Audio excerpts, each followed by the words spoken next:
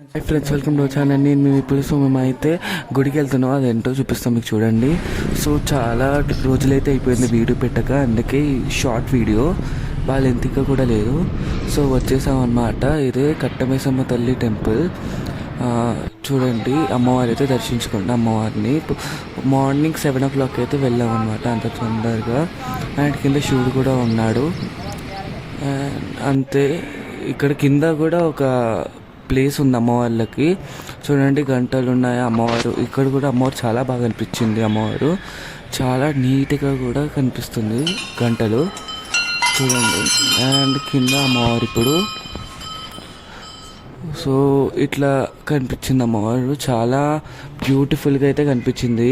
And ఇక్కడ కూడా అమ్మవారు ఒక్కరు ఉన్నారు, చాలా బాగుంది అమ్మవారు కూడా. సో ఇలా అయితే అమ్మవారు ఉంది.